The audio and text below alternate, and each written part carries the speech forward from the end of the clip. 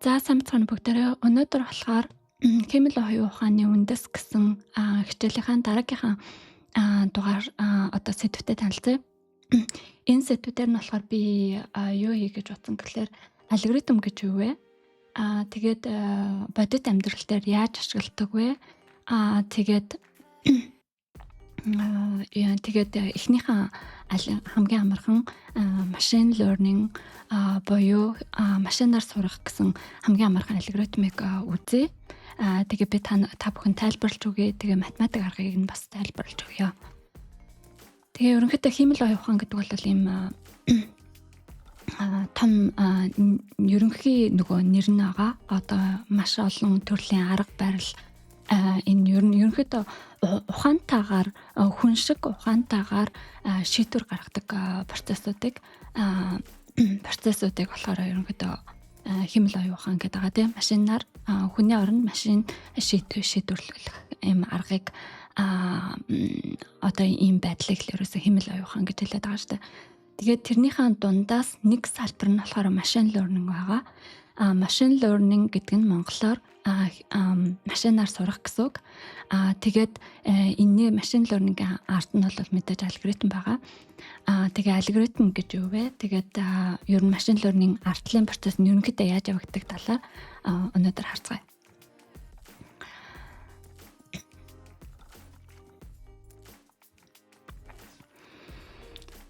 За хамгийн эхэнд бол бидний ойлгох хэрэгтэй юм нь болохоор алгоритм гэж юу вэ гэж байгаа тийм. Одоо ерөнхийдөө машинаар сурах процесс гэж бодоход артталтан дандаа алгоритм байгаа. Тэгээд тэр алгоритм гэдэг нь болохоор юу гэхлээр алгоритм бол одоо машин дээр бидний бичиж өгөх алхамаар асуудлыг шийдвэрлэх зааварчилгаа байгаа.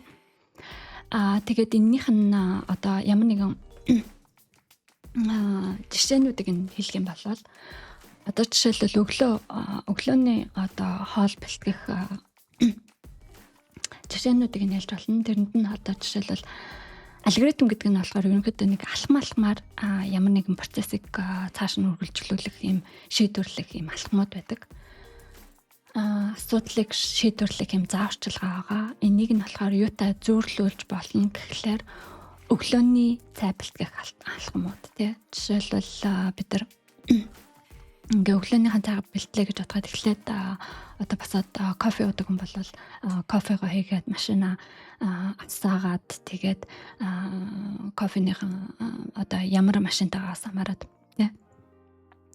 Капсла хийгээд тэгээд кофего дарах тэгээ кофего ярьчин тэгээд араас нь өндөг чанж иддэг бол өндгөө чанаад тэгээд бэлтгээд ширээн дээр тавиад тэгээд идэхэд бэлэн болгоно. Энэ нь болохоор яг ийм процесс байгаа тийм хөрөгчнөөс өндгөө аваад тэгээд шараад юм уу чанаад тэгээд араас нь ширээн дээр тавган дээр тавиад идэх ийм алхмууд байгаа. Энэ нь болохоор ерөнхийдөө ямар одоо тэр өглөөний цай идэх гэсэн асуудлыг болохоор шийдэж байна гэсэн үг. Тэгээ алгоритмууд болвол бидний өдөр тутмын амьдралд янз бүрийн хэлбэртэйгээр тааралддаг. Жишээлбэл замын гэрлэн тохио байгаа. Замын гэрлэн тохионы гарах, өнгө солигдох гэх мэтлийн шийдвэрнүүд нь болохоор ард нь бас л нэг алгоритм байгаа, машин байгаа. Тэгээ алгоритм байгаа. Тэгээ тэр алгоритмын дагуу тэр гэрлүүд нь ингэж өөрчлөгдөж байгаа. Тэнд одоо бид нар алгоритм таарч болно. Эсвэл гар утасны ямар нэгэн аппликейшн байлаа гэж бодоход амар олон төрлийн алгоритмууд нийлсэн байж тэр гар утасны аппликейшн жишээлбэл хийгдэж болно гэсэн үг. Тэгээд ерөнхийдөө одоо миний слайдн дээр би нөгөө айгүй их ChatGPT хэрэглэсэн болохоор заримдаа хэлнүүд нэг тийм сайн биш байгаа. Гэхдээ би энийг амар их одоо засварлаж янз бүр болгоогүй байгаа. Тэгэхээр зохих юмыг нь бол засварлсан байгаа. Заримдаа болохоор бүр айгүй их бүр төгс болтлон тийм засвар хийгээгүй байгаа. Яг тэгэхээр ерөнхийдөө амар их цаг авдаг учраас энэ бүх юмыг хийхэд тэгээд зарим юм нь болохоор жоохон Одоо жишээлбэл энэ дээр хэрвээ ийм бол тэгвэл тим юм хийгээрэй гэж хэлвэл илүү тохиромжтой байх тий. За ерөнхийдөө бол алгоритм гэдэг нь компьютер дээр одоо утас хоёр ялгаагүй шүү дээ. Ерөнхийдөө ямар нэгэн одоо юм хийх зааварчилгаа л гэсэн үг. Одоо жишээлбэл ерөнхийдөө бид нар алгоритм анх сурж байхад бол нэг иймэрхүү хэлбэртэйгээр одоо шийдвэр гаргалтын процессуудыг одоо төрсөлдөг. Тэгээд сургууль дээр бол нэг иймэрхүү байдалтайгаар ингэж эхлээд алгоритмыг сурахад сурдаг байгаа. Тэгээд нэг алхмаас дараагийн алхам тэрнээс тэр нэрний алхам. Тэгээд тэр алхам болгоныг нь харахад бол айгүй ойлгомжтой байдаг. Айгүй логик гэдэг. Тэгээд одоо процессын алхмууд л гэсэн үг те, ямар нэгэн үр дүн төрхийн тулд тэр процессыг яг алхмууд л гэсэн үг.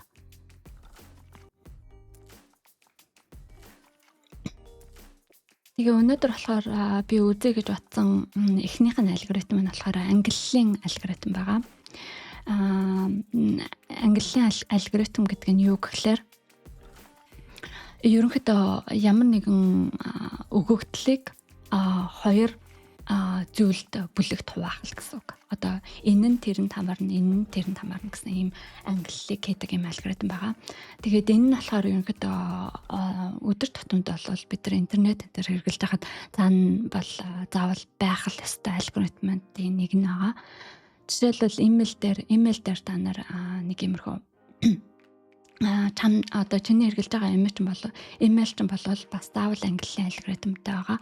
Тэгээд энэ нь болохоор спам имэйл үү эсвэл энгийн хэрэгтэй имэйл үү гэдгийг нь хуваадаг тийм алгоритм байж болно. Эсвэл одоо арай жоохон комплекс юм зураг таньдаг алгоритм байлаа гэж бодоход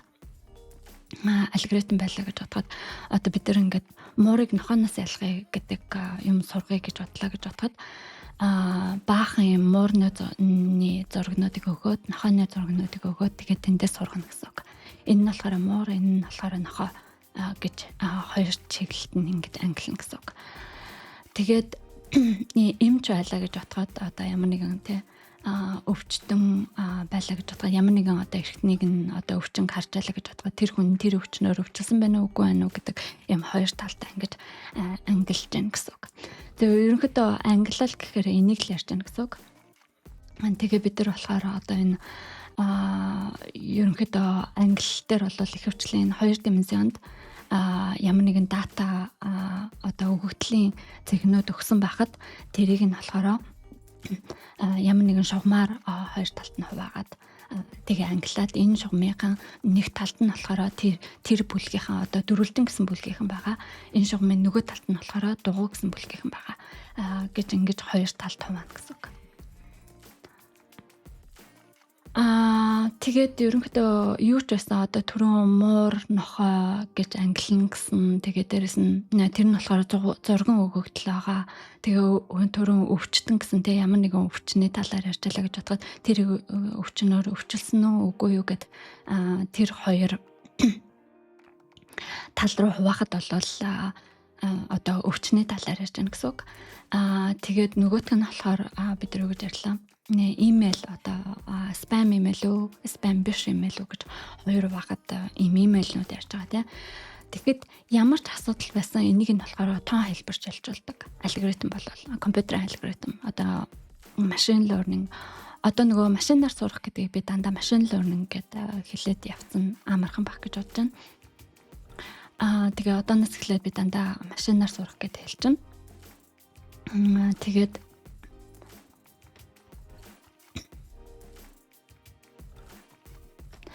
Тэгээ ерөнхийдөө энэ одоо бодит ертөнц байгаа шүү дээ. Одоо нохоо муурыг одоо жишээлбэл зургуудыг ингэж англи машинаар ангилуулъя гэж бодоход энэ нь бол бодит ертөнцийн ийм зургнууд байгаа. Тэрийг болохоор яаж машинаар одоо ангилах уу гэхлээр хоёр талд нь энэ муур энэ нохоо гэж ангилах уу гэхлээр тэрийг нь болохоор тоон хэлбэрч шилжүүлнэ гэсэн үг. Тэгээд тоон хэлбэрч шилжүүлснийхэн дараа алгоритм ашиглаад тэгээд шийдвэрээ гаргана гэсэн үг. Энэ нь болохоор муур, энэ нь болохоор нохоо гэж ангилна гэсэн үг. Тэгээд За тэгээд ерөнхийдөө зураг юм уу өгүүлбэр те хэлэн дээр байж болно. Эсвэл ямар нэгэн хэрэглэгч байж болно. Эсвэл өвчтөн эмнэлгийн ямар нэгэн өвчтөн байж болно. Тэгээд өвчтөн гэдэг нь одоо жишээлбэл ямар нэгэн одоо үзүүлэлтүүд, шинжилгээний үзүүлэлтүүд байлаа гэж бодоход энэ хүн нь энэ өвчнөр өвдсөн байх магадлалтай юу? Эсвэл арай бага магадлалтай юу? Одоо магадлал бараг байхгүй юу? Одоо тэр шинжилгээ хийлгүүлсэн тоон үзүүлэлтээр нэсээ хамаарат энэ өвчнөр өвчлсөн байх магадлал ихтэй юу гэдэг ингээд жишээлбэл хоёр талтай ангилж болно. Тэгээд эдгээр мэдээллүүд нь болохоор мэдээж бодит мэдээлэл компьютерыг ойлгуулахын тулд тоон хэлбэрт орчуулах хэрэгтэй болдог. Энийг нь болохоор англи хэлээр бид нар юу гэж хэлдэг гэхээр feature engineering гэж хэлдэг. Өгдлийг энийг нь болохоор яагаад engineering гэж хэлж байгаа юм гэхээр feature гэдэг нь болохоор онцлог, шин чанар гэж орчуулах байх. Тэгээд engineering гэхээр инженерчлэх гэсэн үг.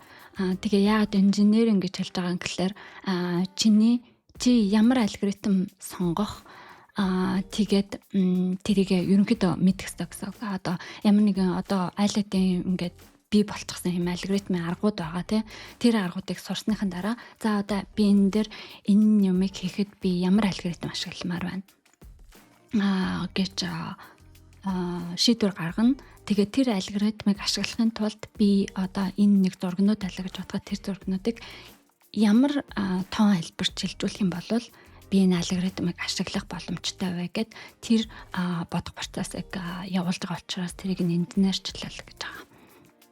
Одоо тэрийг зөв гаргах хэрэгтэй гэсэн үг. Тэгжээч тэр шийдвэрийг гаргахын тулд одоо ямар алгоритм ашиглах уу, тэгээ ерөөсөө тэр алгоритмыг ашиглаж болох уу гэдэг шийдвэрийг гаргахын тулд.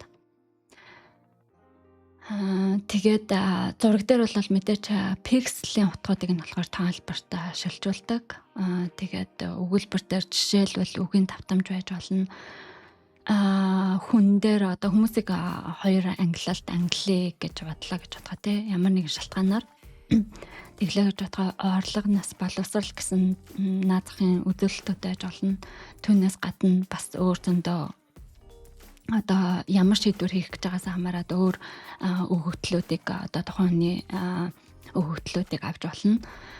Тэгээ өвчтөн байлаа гэж бодоход ямар нэгэн шинжилгээний хариунууд зүрхний цохилтон, цусны даралтан гэх мэтлэн наазах юм үзүүлэлтүүд байж болно. Тэгээд энийг нь болохоор feature engineering боёо шин чанаруудыг нь тоон үзүүлэлт олгоод тэгээд машинаар сурах алгоритмыг ашиглаж болох боломжтой болгох процессыг хэлж байгаа.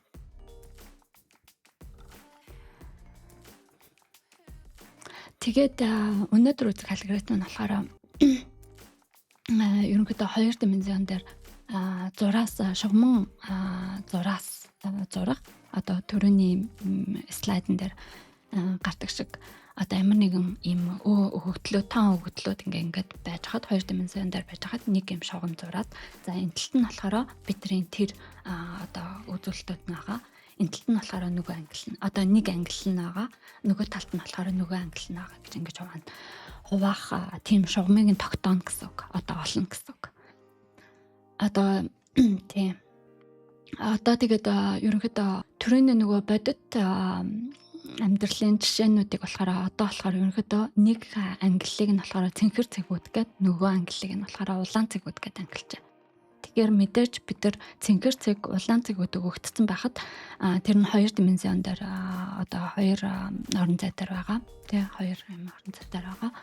Тэгээд тэр цэгүүдийг болохоор ямар нэгэн шугам зураад тэр шугамыг нь олно гэсэн үг. Тэгээд шугамын нэг талд нь байгаа нь нэг ангилтай хамаарна. Шугамын нөгөө талд нь байгаа нь жишээлбэл улаан цэгүүд. Нөгөө ангилт нь хамаарна. Тэгээд ерөнхий шугамн томьёо бол энэ байна. Шугамын томьёо болохоор x1 x2 гэдэг нь болохоор ерөнхий хоёр димензион байгаа. Тэгээд энэ нь болохоор ерөнхий шугамын томьёо. Тийм тэгээд утга нь болохоор хэрвээ эндээс гарч байгаа одоо эпсилон гэж байгаа шүү дээ. Эпсилон гэсэн утга байгаа. Тэгээд энэ эпсилон гэсэн утга нь болохоор эерэг байх юм бол энэ нь одоо жишээлбэл нэг ангилалт нь хамаарна. Тэгээд сөрөг байх юм бол нөгөө ангилалт нь хамаарна гэж ингэж агуулдаг. Тэгээд энэ нь болохоор ягаад заавал нэг ангилалт нь байгаа нь эерэг байх хэвээр нөгөө ангилалт нь байгаа нь сөрөг байх хэвээр гэхэлэр энэ нь ерөнхийдөө математик чанар байгаа. Одоо ямар нэгэн шугам байлаа гэж бодоход бид нар одоо жишээлбэл дараагийн юм дээр байна уу? Одоо энэ дээр бид нар уул нь бол хөх улаан гэсэн цэгнүүдийг хоёр талд нь ангилах гэж байгаа шүү дээ. Тэгээд нэг зураас зурх гэж байгаа. Тэгэхэд бол мэдээж хамгийн оновчтой нь бол шугамаа ингэж зурх юм бол зүгээр. Тэгэхдээ энэ шугамыг олохын тулд одоо ийм шугамыг бид нар одоо олохын тулд хамгийн оновчтой хоёр ангилалт нь улаан хөх өнгийг хоёр ангилалт нь ангилах тийм оновчтой шугамыг олохын тулд эхлээд ямар нэгэн шугамын томьёо бичдэг. Тэгээд тэр шугамын томьёогоос ахуулаад машин learning процесс нь эхэлнэ гэсэн үг. Тэгээд энийг ингээд параметруудаа өөрчлөөд тэгээ хамгийн сайн энэ ангиллыг хамгийн сайн ангилж чадах тийм шугамыг нь олох гэсэн үг. Тэгээ ерөнхийдөө ийм байдаг. Энэ одоо шугам байлаа гэж бодоход энэ нь болохоор математик чанар байгаа. Одоо энэ шугам дээр байгаа цэгүүд хоёр дименсион дээр хэрвээ цэгүүд болвол энэ томьёо тэнцүү энд тэг байх юм бол эпсилон нь тэг байх юм бол тэр цэгүүд нь болохоор энэ шугам дээр байна гэсэн үг. Энэ эпсилоны утгууд нь болохоор бүгд негатив байх юм бол энэ шугамын одоо негатив гэдэг нь сөрөг утгатай байх юм бол сөрөг тоонууд байх юм бол энэ шугамын нэг талд нь байна гэсэн үг. Тэгээд энэ эпсилон гэсэн утгууд нь бүгд бас эерэг тоонууд байх юм бол энэ шугамын нөгөө талд байна гэсэн үг. Тэгэхээр энэ нь болохоор яагаад юм байгаа юм бэ гэхлээр энэ нь болохоор шугамын математик чанар байгаа. Тэгээ хэрвээ шугамын алгебра сайн эзэмшсэн бол тэгээд одоо сайн эзэмшсэн бол тэгээд энэ чанарыг ойлгодог бол энэ нь болохоор ерөнхийдөө энэ ангиллын алгоритмд ашиглах боломжтой гэсэн үг. Энэ чанарыг нь ашиглаад тэгээ бид нар алгоритм одоо хамгийн сайн шугам энэ хоёр цэгүүдийг хоёр талд нь ангилах хамгийн сайн шугамыг нь олно гэсэн үг. Тэгэхээр бид нар юу тодорхойлно гэхлээр энэ x1, x2 гэсэн цэгүүд болоод ерөнхий координатын энэ цэгүүд нь юу утгууд нь байгаа шүү дээ.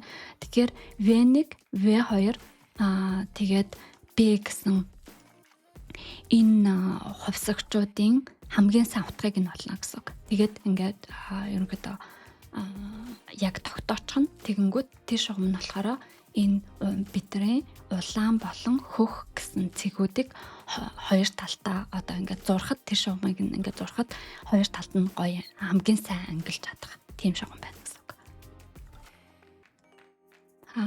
Тэгэхээр энэ харцангуй ойлгомжтой тайлбарласан гэж найдаа. Энэ болохоор математик чанар байгаа тийм. Нэг талд нь байдаг цэгүүд нь одоо энэ талтанд байгаад байгаа ямар нэгэн цэг авлаа гэж бодоход тэр цэгүүд нь болохоор эерэг утгатай байна гэсэн үг. Нөгөө шугамын нөгөө талд нь болохоор сөрөг утгатай байна гэсэн үг. Тэгээ ерөнхийдөө өнөөдөр үзэх алгоритм болохоор энэ байна. Одоо миний та бүхэн тайлбарлаж өгөх алгоритм нь болохоор энэ байна. Тэгээд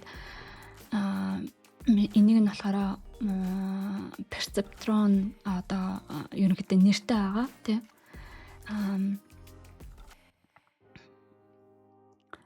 Энэ алидын одоо нэг нэртэй байгаа. Тэр нь болохоор бид нар жишээгээр бол ерөөсөө дөрвөн цэг үзнэ. Энэ одоо графн дээр үзүүлж байгаа шиг энэ нэг 3 улаан цэг, нэг хөх цэг байна тий.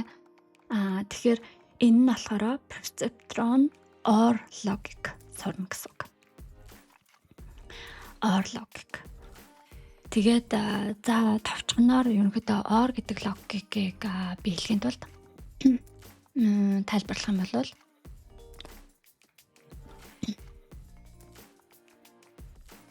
Одоо жишээлбэл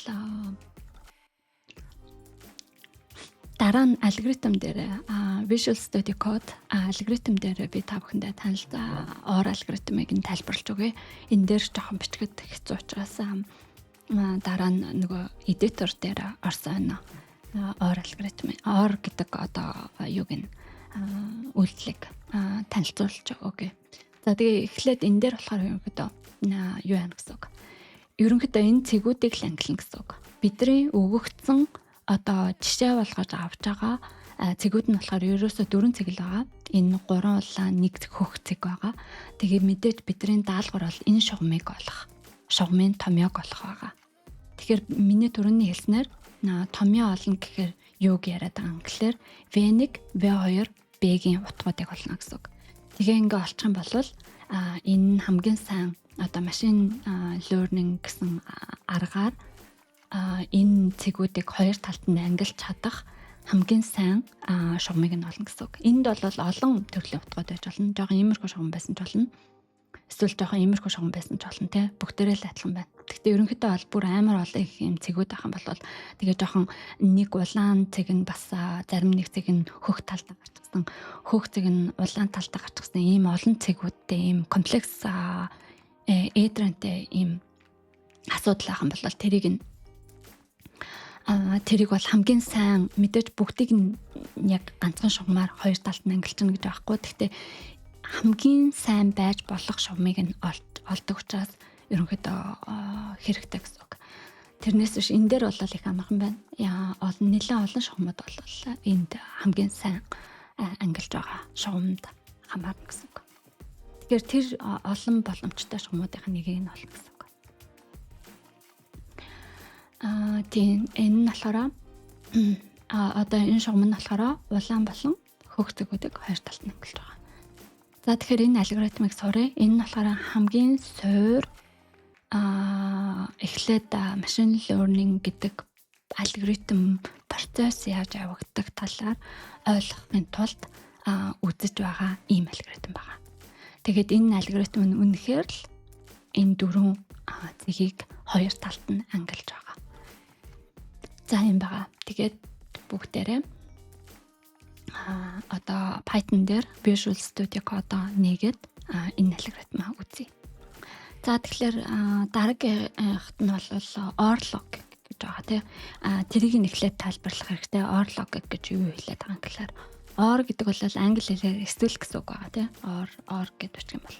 Одоо энэ цогон дээр болохоор linear pi гэсэн одоо файл байгаа тийм. Энэ дээр болохоор би код бичиж байгаа ш. Зөвхөн та нарт тайлбарлахын тулд нээсэн ийм цонх байгаа. Тэгээд OR logic-ийг тайлбарлаж өгсөн юм аа. Тэгээд OR гэдэг чинь болохоор англи хэл дээр эсвэл гэсэн үг байгаа. Тэгээд OR нь яадаг вэ гэхлээр одоо надад одоо хоёр тоо өгсөн байлаа гэж бодоход одоо энэ дээр болохоор би нэг юм листэн дээр хийчихсэн байна. Tick болон tick гэсэн хоёр утга өгөх юм бол OR гэсэн tick эсвэл tick гэсэн хоёр тоо байх юм бол tick нь миний хариу болж гарна гэсэн үг. Тэгээд tick юм уу нэг байлаа гэж бодоход нэг гэдэг нь миний хариулт болно. Тэгээд нэг юм уу tick гэдэг дээр бас л нэг гэдэг нь миний хариу болно. Тэгээд нэг юм уу нэг гэсэн хариун дээр болохоор нэг гэдэг нь миний хариу болно гэсэн үг. Ийм OR гэсэн логик байгаа. Тийм ингээл ойлгочод болно. Одоо тэр юм уу тэр хоёрын аль нэг нь байж болно гэсэн үг. Тэгэхээр тэрнийх нь одоо нэг гэдэг нь цаанаа ямар утга агуулж байгаа гэхээр тэр нь зөв. Тэгээд тэг гэдэг нь болохоор ерөнхийдөө буруу гэж ойлгож болно. Буруу гэж ойлгож болно. Тэгээд зөв юм уу буруу гэдгийн зөвийг нь сонгож байна гэсэн үг. Тэгээ буруу гэхэд бол мэдээж бурууг нь буруу гэж гарч ирнэ.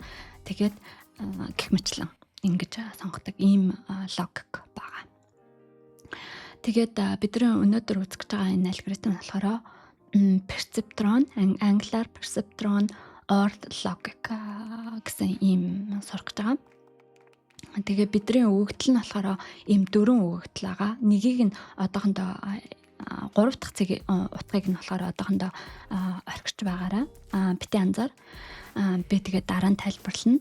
Тэгээд ерөнхийдөө бидэрт 4 тоо өгсөн байгаа. 4 слайд нэр харуулдаг шиг тэг нэг тэг нэг гэсэн ийм 4 цэг бидэрт өгсөн байна гэсэн үг. Тэгээд 4 цэг өгсөн байна гэсэн үг. Тэгээд энэ 4 цэгийнхаа хариуг нь биднэрт бас өгчихсэн байгаа. Y гэж хувьсагч тодорхойлоод тэгээ листэн дотор бичгтээ эхнийх нь болохоор хариу нь болохоор тэг байгаа. Тийм учраас тэг. Тэгээ дараагийнхаа хариулт нь болохоор нэг байгаа. Or гэсэн логик учраас нэг. Тэгээ дараагийнхаа хариу нь болохоор бас нэг. Тэгээ дараагийнхаа хариу нь болохоор нэг гэж ингэж өгсөн байгаа. Энэ дээр нь болохоор хариуг нь бичсэн байна гэсэн үг. Or log гэх. Тэгээд ерөнхийдөө машин learning хийхэд болохоор энэ bias гэж тодорхойлох хэрэгтэй болдог. Тийм учраас энэ 3 дахь өгөгдлөөр нь болохоор одоо нэг листэн дээр энэ цэгийнхэн 3 дахь өгөгдлөөр нь болохоор нэг гэсэн бүгдээрэнд нь яг адилхан ижилхэн biasтай нэг гэсэн утгыг оногдуулчихсан байгаа. Энэ нь болохоор дараа нь яагаад гэдг нь ерөнхийдөө гарч ийн гэсэн үг. Эсвэл энийг нь болохоор одоо ингээд тайлбарлаж байна. Би та нарт хэрвээ одоо тайлбарлах юм бол тий ингээд тайлбарлах юм бол одоо түрүүн би нэг шовмон юу байгаа штэ. Шовмон томьёо байгаа штэ тий. Тэрэн дээр бид нар энэ 3 тооны утга болох хэрэгтэй байгаа гэж хэлсэн. Тэр нь болохоор V1, V2, B гэсэн 3 утга болох хэрэгтэй байгаа. Тэгтэл бидэрт ямар цэгүүд байна гэхлээр одоо x1, x2 гэсэн 4 цэгийн утгыг одоо 4 цэгийг бидэрт өгчихсөн байгаа.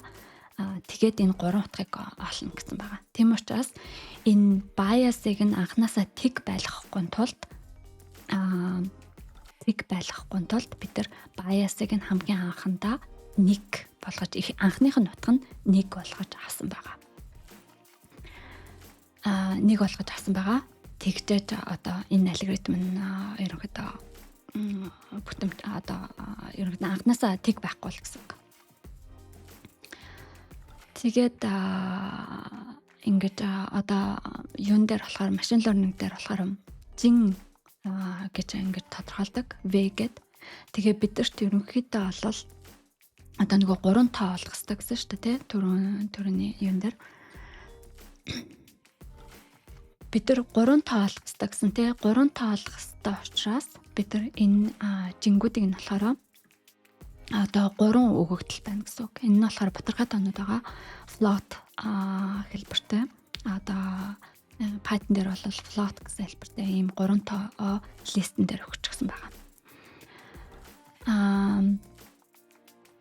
Тэгээд бас одоо ерөнхийдөө машин learning-ийн алгоритм суралцах хурдыг нь бид нар өөрсдөө бас тодорхойлдог.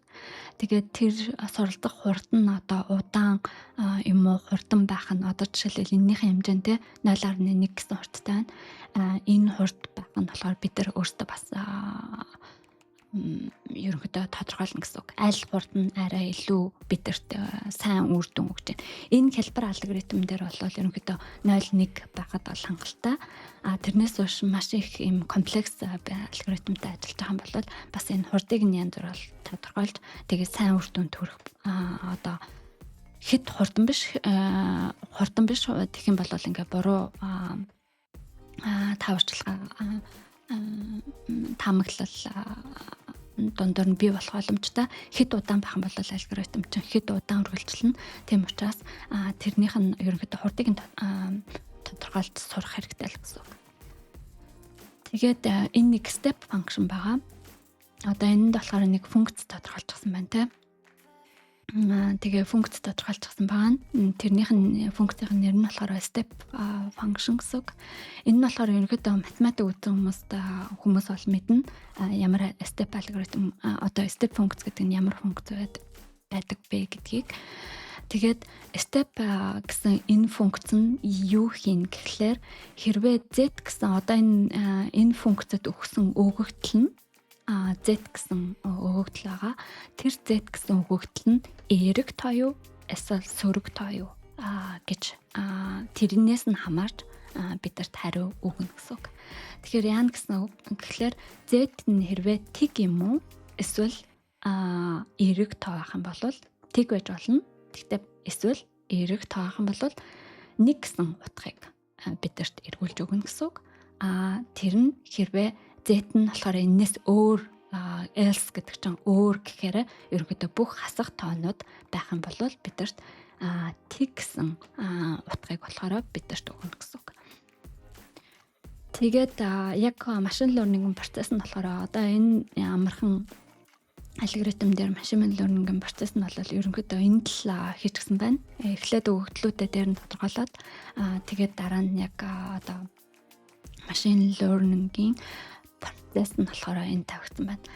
За epoch гэдэг нь болохоор хэдэн удаа тэр үйлчлэгийг татах вэ гэсэн үг. Тэгэхээр энэ алгоритм дээр болохоор 20 удаа татна гэж тодорхойлсон байна.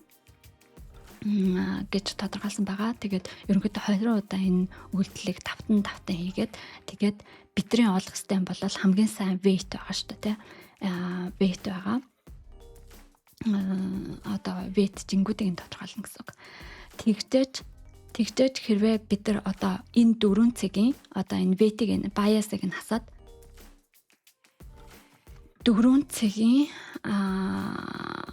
аль нэг цэгийг бид нар ингээд өгөх юм бол зөв таанал гэсэн үг. OR гэдэг функцийн утгыг нь болохоор зөв таана гэсэн үг. Одоо яа гэхэлэр яг л энэ хариуг эргүүлж надаа зөв гаргаж өгнө гэсэн үг.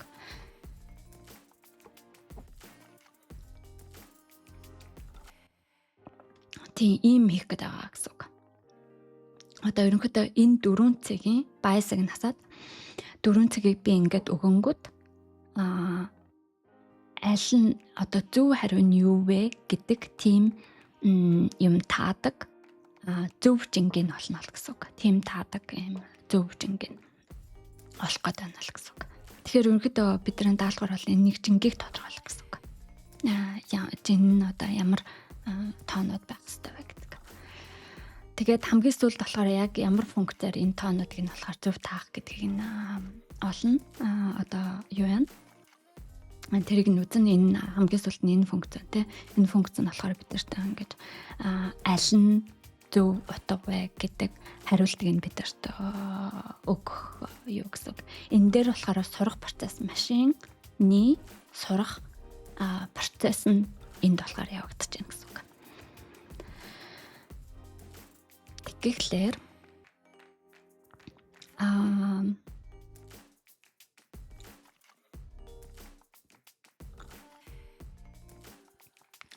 Тэгэхээр одоо ерөнхийдөө энэ total error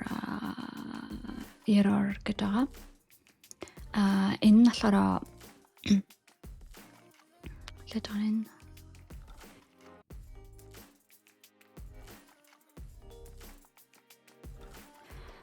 тэгээд одоо нэг epoch болгонд одоо нэг давталт болгонд нийтдээ хэрэг error гарч байна гэдгийг нь тодорхойлоод явна гэсэн үг. Тэгээд энэ error нь бол ерөнхийдөө epoch нэмэгдэх тусам тэ epoch гэдэг энэ юм нэмэгдэх тусам энэ total error нь бол багасах ёстой.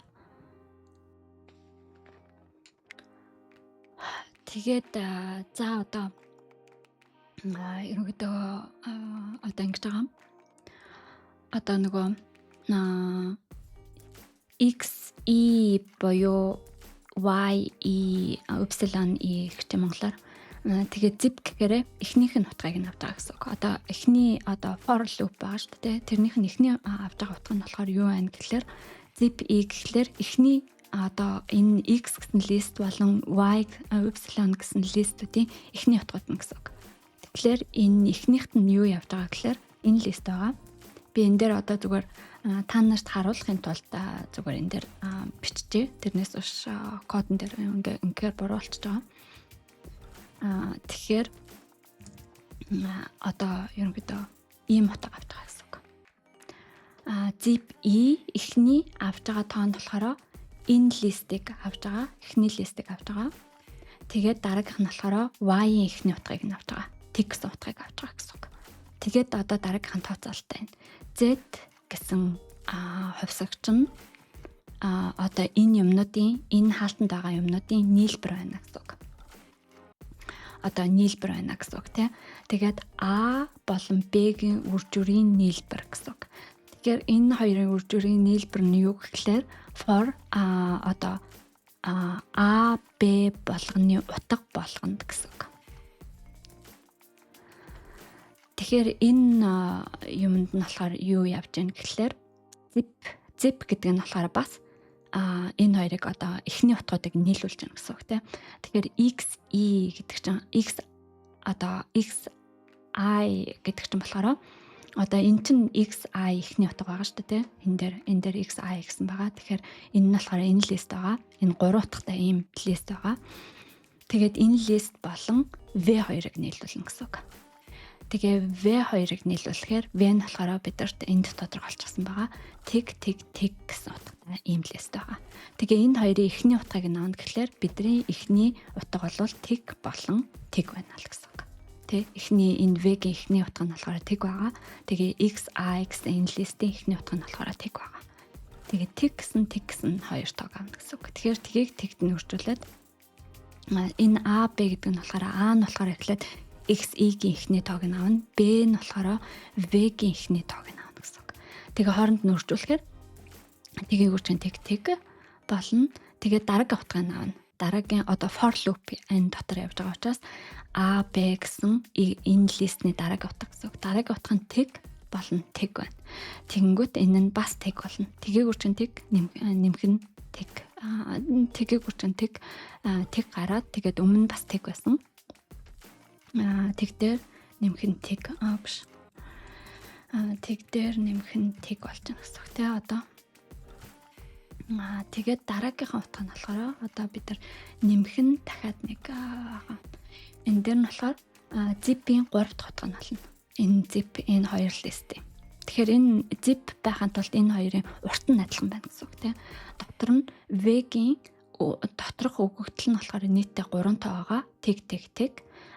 Тэгээд X I-ийн одоо эхнийх нь листийнх нь урт нь болохоор бас тэг 1 гэсэн юм 3 тоогоо. Энэ хоёр урт нь адилхан байх хэрэгтэй. Zip-ийг хийхэд тулд. Тэгээд яа гэхэлэр 3 дахь утга нь болохоор XI дээр болохоор 1 гэсэн тоо байна. V дээр болохоор бас тэг байгаа. Тэгэхээр A, B тэг утгыг нь авангууд тгийг үржих 1 тэг тэгээд тэг болно гэсэн. Бас тэг болно гэсэн. Тэгээд нийлбэр нь болохоор тэг гэсэн. Ийм байгаа. Тэгээд эхнийх нь болохоор тэг. Тэгэхээр Z-ийн эхний утга нь болохоор тэг байна гэсэн үг. Z-ийн эхний утга нь болохоор тэг байна гэсэн үг. Тэгээд step функцтой одоо Z-ийн утгыг оруулъя. Тэгэнгүүт энэний оронд Z-ийн оронд тгийг тавина гэсэн үг тийм. Тэгэхээр y hat гэсэн утга нь болохоор одоо өвсөгч нь болохоор ямар утга авна гэхлээр step Z функц ингээ эргүүлээд ингээ харах юм бол step Z чинь хэрвээ Z-ийн утга нь тэг байх юм бол нэгийг эргүүлж өгнө гэж байгаа. Тэгэхээр y hat гэдгийн утга нь болохоор бидэрт 1 гэдэг.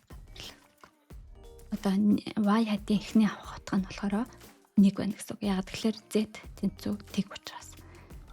Тэгэнгүүт одоо error одоо алдаага тооцоолох хэрэгтэй. Яг тэгэхээр хэрвээ энэ одоо бидний энэ y hat гэдэг нь болохоор y буюу y би нэг англи хэл, герман хэл, монгол хэл бүгдийг нь жоохон заримдаа хольцолтой шүү. Зарим үгнүүдийг жоохон хольцолж хэрэглэдэг. За тэгэхээр y hat гэдэг нь болохоор бидний таамагласан тоо гэсэн үг. Тэгэхээр бид нар эхний одоо цэгийг аваад тэгээд таамагласан тоо нь болохоор 1 болоод гараад ирлээ. Тэгтэл зөв хариу нь юу вэ гэхлээр тэг байгаа шүү дээ. Эхнийхт нь бол бид нар тэг гэсэн утга өгсөн. Тэгэнгүүт error алдаа нь болохоор жинхэнэ утга нь бол y I 1 гэж байгаа, тэг гэж байгаа. Тэгээ хасах нь нэгийг хасчлаа. Тэгэнгүүт тэнцүү бидэрт юу гарч ирж байгаа гэхээр хасах нэг гэсэн утга өгч байна гэсэн үг. Тэгээд тэгэнгүүт энэ нь болохоор яаж яана гэхээр энэ нь болохоор яаж яана гэхээр бид нар болохоор одоо бидний таамагласан тоон болохоор байх ёстой зөв шийдвэрээс хэтэрхий өндөр байна гэсэн үг.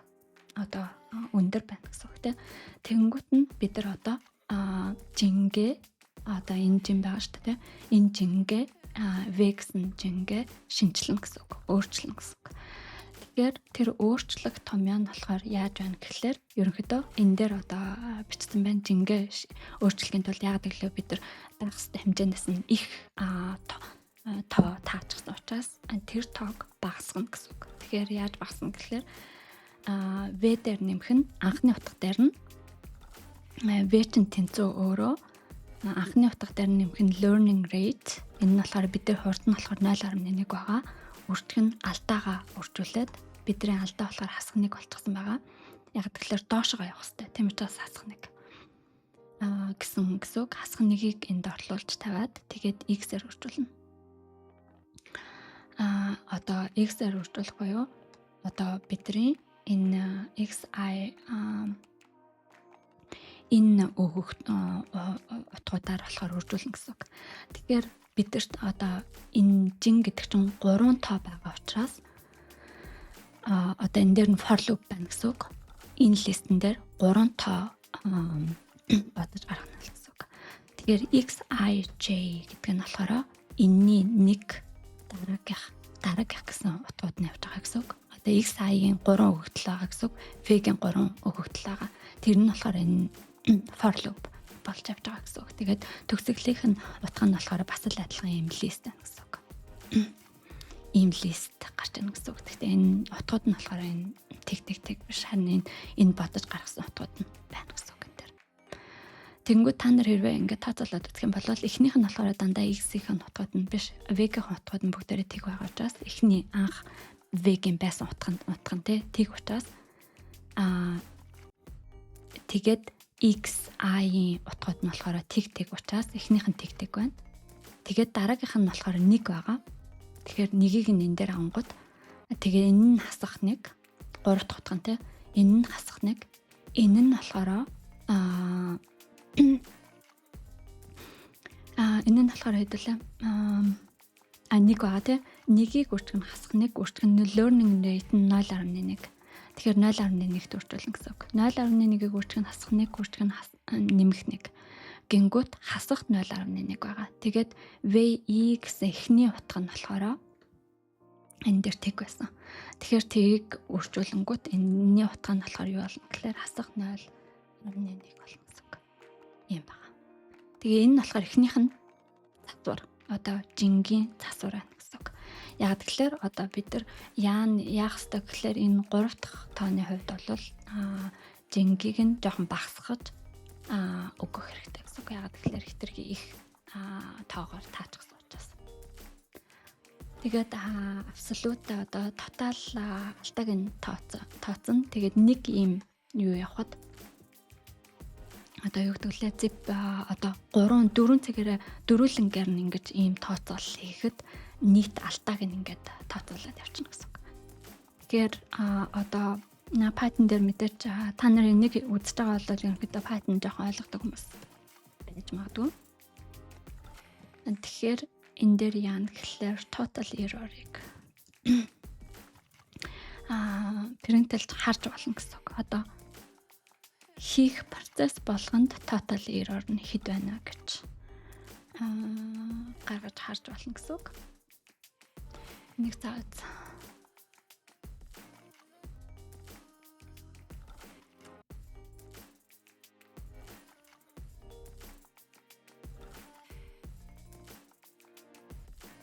ингийн бол одоо би энэ loop-ийнхаа нэг удаа for loop-ийнхаа гадна талд нь ингэж тавих юм бол тэгээд дотор талд нь биш. Дотор талд нь гэхээр ингэж, гадна талд нь гэхээр ингэж тавих юм бол нийт нэг удаа цэг болгоноор нь явхад одоо энэ цэг болгоноор нь явхад хийсэн нийт алдааг надад принтлж өгнө гэсэн үг. Тэг алдааг надад принтлж нийт алдааг нь харуулна гэсэн үг. Тэгээд одоо ингээд юу явах тусам одоо эпох нэмэгдэх тусам энэ нийт алдаа нь бол багасах хэрэгтэй байгаа. Тэгэхээр яана гэхлээр тэр эпох болгонд бол энэ алдаа нь шинээр тавигдаад тэгээд нэг лупээр одоо нийт алдаа нь хоорондоо нэмэгдээд явчихна гэсэн үг. Нэмэгдээд явчихна гэсэн үг. Тэгэхээр энэ нь болохоор total error нэг цэгээр явсан эм циклийг нь бидэрт принтлж харуулна гэсэн үг. Тэгэхээр тийм байгаа. За тэгээ одоо ингээ харъя. Тэгэх юм бол 20 удаа надад одоо энэ чинь эпох ч 20 удаа явж байгаа болохоор надад 20 юу аах хэвчээ. Одоо энийг болохгүй тэгэхгүй бол алдаа заана. Одоо энийг би түрүүн тайлбарлах гэж бичсэн байгаа шүү дээ. Энийг нь болохоор би 1 гэсэн байна. Энэ нь болохоор эхний үйлдэл дээр тийм байсан. Дараагийн үйлдэл дээр болохоор ингээ өөрчлөгдөд явчихна гэсэн үг. Тэгээд за ингээд принтлэх юм бол яасан бэ? Тий. За ерөнхийдөө эхний удаагаар нийт тотал алдаа нь болохоор 2 гэж гарч байна. Дараагийнх дээр болохоор бас 2 гэж гарч байна. Энэ нөгөө нэг абсолют error гэх абсолют гэдэг хүмүүцэг мэдэн шүү дээ. Яг хасахтай байсан ч гэсэн нэмэх болгодог байгаа. Тэгээд ерөнхийдөө дээшгээ хит их таас юм уу эсвэл бага таас нь байсан тохиолдолд хамаагүй бүгдийг нь эерэг тоолгоод тэгээд хооронд нэмж өгнө гэсэн.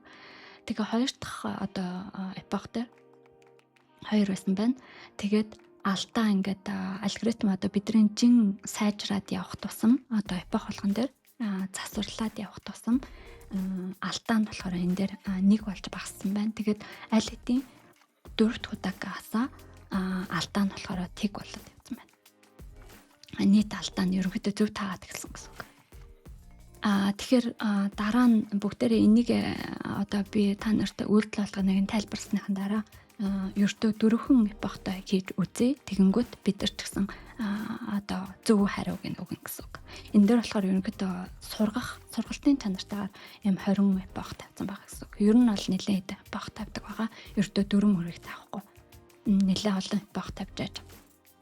Одоо ерөнхийдөө доотлол нь 20, 40, 50 100 гэж миний туршлагаар бол нэг тиймэрхүү эпох тавьж одоо олон удаа давтжээж маш сайн жингүүдийг олох боломжтой. Тэгээ алдааг ингээ багасгах боломжтой. Энэ нь болохоор 4 бидэрт одоо 4 цаг байгаа учраас айгүй хурдан олон эпох бодох шаардлагагүйгээр айгүй хурдан зөв хариундаа хүрч чинь гэсэн үг. Тэгээд хамгийн сүүлийн хариу нь болохоор одоо энэ дээр за тэрийг болохоор дараа хэлбэлээ. Тэгээд яасан гэхээр тэгээ ингээд нэг одоо үйлдэлийг нь одоо би та нарт харууллаа тий. Түрүүн листен дээр болохоор юу гэж байсан гэхээр 00 юу гэж байсан. Print veg. Тэгэхээр одоо veg засварласныхаа дараа болгон ямар тоо одоо жин яаж засварлагдж байгааг одоо бүгдээрээ энийг явуулж харуулъя. Тэгэнгүүт одоо жин засварлах болгонд одоо тэгээ дээш нь юм уу доош нь засварлах болгонд бид нар одоо засварлах болгонд жингийн утгууд нь ямар болж байна гэдэг. Хамгийн ихнийхтэр одоо бидний төрөний хэлтгэ тооцоолж үзснээр яг л тиг хасах 0.1 гэсэн утга бид нарт өгч байна. Тэгээд дараагийн одоо V-чин тэр чигээр үлдэн шүү дээ. Одоо энэ V-гийн дараагийн лупен дээр одоо алхам дээр болохоор энэ утгыг авч явна гэсэн үг. Тэг гэсэн листик биш харин энийг цааш нь авч явна гэсэн үг. Тэгээд энийг энэ одоо нэг үйлдэл дээр болохоор жингийг шинжилнэ гэсэн үг. Тэгээд шинжилээд ингээд тэгээ принтлээд харсан чинь дараагийн утга нь болохоор энэ нь болохоор хасах 0.1 байсан чинь дээш нь засаад 0.0 болоод текст утга болоод тэгээд энийг нь болохоор дээш нь шинжилсэн байна. Энэ утгыг. Тэгтээ энэ чинь болохоор нөгөө энэ цэг дээр үзэж байгаа. Одоо хоёр дахь цэг дээр явагдаж байгаа процесс байгаа. Тэгээд дараагийнх нь энэ утга нь болохоор 3 цагийг жишээ болгож байгаа. Цаатлах нь авч байгаа. Тэгээд дөрөвдөх нь болохоор 4 дахь цагийг авч байгаа гэх мэтлэн.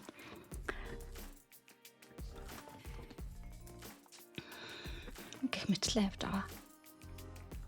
Тэгээд тэгээд одоо ерөнхийдөө ийм байгаа. Та нар одоо энэ алгоритмыг тэр чигээр ингээ харах юм бол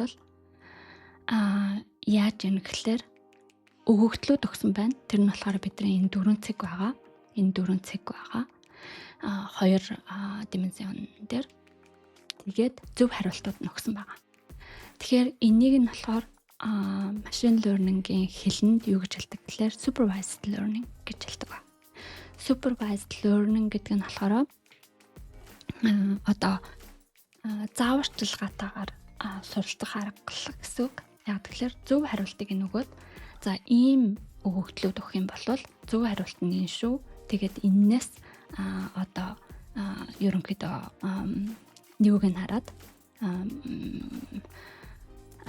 эндээс одоо энэ өгөгдлийг өгөх юм бол зөв хариулт нь энэ учраас эндээс энэ юуг нь одоо шин чанарыг нь гаргаж аваал гэсэн ийм сургалт явагдаж байна гэсэн үг. Тэгэхээр жингээ зөв тодорхойлонгууд дараа нь би одоо энэ цэгнүүд аль нэг цэгийг нь хизээ нэгэн цагт өглөө гэж бодоход тэрийг нь зөв таасан хэвээрээ байна гэсэн үг. За тэгээд одоо энэ дээр ингээ харан та нар ингээ харагдж байгаа. Би түрүү нөгөө нэг тотал алдаа нь тотал одоо нийт алдаа нь болохоор энэ нь болохоор эхний луп байгаа шүү дээ. Одоо энэ луп явагдаж байгаа. Тэрний утгад нь 4 удаа явагдах хэрэгтэй. Яг тэгэхээр 4 цаг байгаа учраас тэгээ эпох нь болохоор энэ эхнийх нь 1-р эпох явагдаж байгаа. Тэгээ 2 дахь эпох явагдаж байгаа. Тэгээ энэ дээр нь 3 дахь эпох гэж байгаа. Тэгээд 3 дахь эпох дээр алдаа нь болохоор 1 болж багассан байгаа. 1 болж багассан байгаа. Тэгэнгүүтээ дараагийн эпох дээр болохоор тэг болоод багассан байгаа. Тэгээд эндээс одоо бүгдээр жингийг харах юм бол энэ тэг болсноос хойш одоо энэ утга өгснөөс хойш энэ жингүүд нь өөрчлөгдөхгүй болох хэвээр. Энээс хойш. Энээс өмнө бол өөрчлөгдөжсэн. Яа одоо энэ дээр ханга харах юм бол нулаа өөрчлөгдөг байна. За энэ дээр бол өөрчлөгдсөн маа. Асах 0.1, асах 0.1 энэ дээр тэг гээд тийм тэгээд өмнөх процесстай харьцуулж байгаа учраас тэгж байгаа. Яг тэгэхээр 0.01 хамгийн сүүлд ийм болцсон байгаа. Жингийн утга нь болохоор тэгээд тэр жингийг энэ дээр аваад тэгээд засварлалт хийж байгаа. Засварлалт хийсэн. Тэгсэн чинь энэ алдаа нь болохоор ерөнхийдөө эхнийх нь алдаа нь болохоор 1 гарсан баг. Тэгээд тийм учраас энэ дээр 1 байгаа гэж бодож байна. Тэгээд тэрнээс хойш бол засварлалт хийх шаардлага болсон байгаа. Тэгээ бүх ингээд дараагийн эпохуудыг ингээ харах юм бол жин нь өөрчлөгдөхгүй болж байгаа. Яг тэгэхээр тотал алдаан дандаа тэг байгаа учраас эндээс ямар ч дээшээгээ доошогоо засварлах шаардлага байхгүй болсон гэсэн үг. Тэгэхээр энэ ердөө сурах алгоритмыг хийхин тулд ийм 20 эпох авах шаардлагагүй. Энэ тохиолдолд маш амархан одоо ангиллын алгоритм учраас энэ дээр бол 4 л авах хангалттай гэсэн үг. Одоо 4 тавталт л авах хангалттай гэсэн. Тэгэнгүүт тэгсэн бидний хамгийн сүүлийн хариу нь болохоор prediction одоо бидний таамаглал те 4 цэгийг өгөнгүүт тэг 1 гэсэн утгуудыг бид нар зөв өгч байна гэсэн үг. Зөв өгч байна гэсэн үг. Бидний prediction функц нь болохоор энд байна. Тэгээд weight-ийг нь болохоор одоо жингүүдийг нь хамгийн сүүлд гарсан зөв жингүүдийг нь өчгсөн. Тэгээд prediction хийх функцийг нь энэ дээр өчгсөн байна. За тэгээд энэ нь болохоор ерөнхийдөө machine learning процесс явагдах ерөнхий одоо хэлбэрийг харж болно. Энэ алгоритмыг маш сайн ойлгох юм бол ерөнхийдөө machine learning явцад нэгдүгээрт алдаа багасгах хэрэгтэй байна. Одоо энэ total error тэрийг нь багасгах юм засалт тоонуудын засалт явагдаад байгаа. Нөгөө тал дээр болохоор одоо энэ жин гэсэн юмыг өөрчлөөд байгаа. Жингийн зөв тааруулаад ерөөсөө энэ жин нь болохоор параметр байгаа. параметрын тоо байгаа. Бидний тохиолдолд бол 3 параметр байна гэсэн үг. Энэ параметрын зөв тоог нь олох нь ерөнхийдөө machine learning-ийн ийм зорилго нь байдаг гэсэн үг. Тэгэхээр хэрвээ та нар одоо ингээ machine learning-ийн тэдэн биллион одоо миллиард энэ гэрчлэн параметр яриад байгаа юм бол энэ листний одоо тоон л гэсэн үг. Одоо хэдэн параметртай гэдэг тоон л явагдаад байна гэсэн үг. Бидний амархан алгоритм дээр болохоор бид нар зөвхөн 3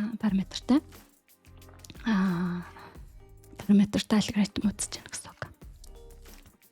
За юм байгаа. Тэгээд энэ нь болохоор энэ параметрыг нь тодорхойлоод тэгээд би түрүү энэ нөгөө bias-ыг нь хэлж өгнө гэсэн шүү дээ. Хэрвээ энэ тэг байсан бол энэний утга нь дандаа тэг байгаад байна гэсэн үг. Одоо энийг юм шугам байгаа. Тэр шугам болохоор 3 параметр хэрэгтэй. Тэгээд энийг нь анханасаа нэг болгож тодорхойлохгүй бол тэр 3 цагийг нь одоо бид нар энэ дээр ингээд үржүүлж тавьж байгаа штэ.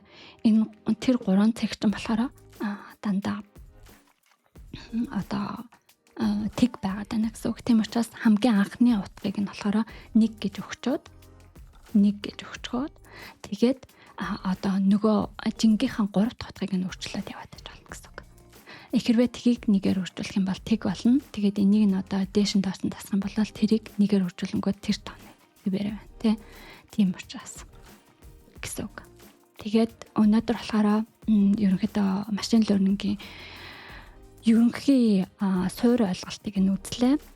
За тэгэхээр би энэ хичээл болохоор хамгийн анхан шатны ойлгуулах зорилготойгоор хийж байгаа учраас нэлээх нэг юм айгүй их тавцчихж магадгүй.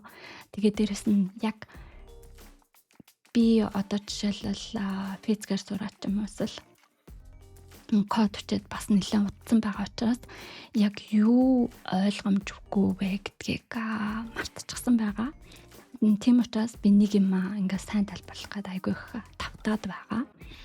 Гэхдээ хамгийн чухал юм бол энэ алгоритмын алхам бүргийг нь сайн ойлгох. Тэгээд ардлын математик чанарыг нь ойлгох. Яагаад одоо 2 1 одоо бага юмнууд өгсөн байлаа гэж бодоход зөвхөн нэг шугамыг нь тодорхойлох нь одоо тэр шугамын параметруудыг нь тодорхойлох нь бид нарт одоо тэр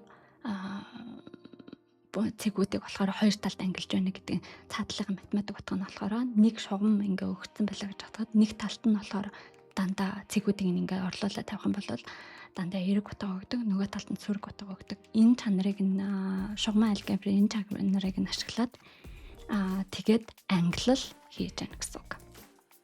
Тэгэхээр ямар нэгэн бодит амьдрал дээр бий болох байж болох асуудлуудыг тоо хэлбэр шилжүүлээд тэгээд тэр тоо хэлбэрээ болохоор жишээлбэл зөвхөн ангиллын шийдвэр гаргуулъя гэдэг юм бол энэ одоо жишээлбэл шугамн ангиллын machine learning-ийг ашиглаж болно. Гэхдээ энийг нь хийхэд бол энэ supervised learning учраас ерөнхийдөө эхний ээлжинд алгоритмаа сургахын тулд зөв хариунууд нь эхлээд хэрэгтэй. Тэгээ алгоритмаа сургацсан хойноо тэр функц нь бидэрт одоо жингүүд нь байж байгаа гэсэн үг. Тэгээд энэ функц нь хэрэгтэй. Энэ функцээ тодорхойлох хэрэгтэй. Энэ функцээ тодорхойлчих юм бол зөв хариултыг нь өгөх боломжтой гэсэн үг. Одоо энэ нь энэ ангилт, энэ нь тэр ангилт гэж ингэж тодорхойлох боломжтой гэсэн үг. Тэгээд мэдээж энэ нь бол энийг ойлгохын тулд мэдээж суур одоо Python-ы үйлдэлүүд нь одоо ерөнхий Python суур хэмжээгээр таних хэрэгтэй те. Тэнд нь болохоор миний Python-ы суур хичээлүүд байгаа. Тэр хичээлүүдийг үзээрэй. Хэрвээ Python дээр дөнгөж одоо анх удаа програм код бичиж эхэлж байгаа бол. За тэгээд өнөөдөр сонссонд баярлалаа. Дараагийн хичээл дээр уулзтлаа. Түр баярлалаа.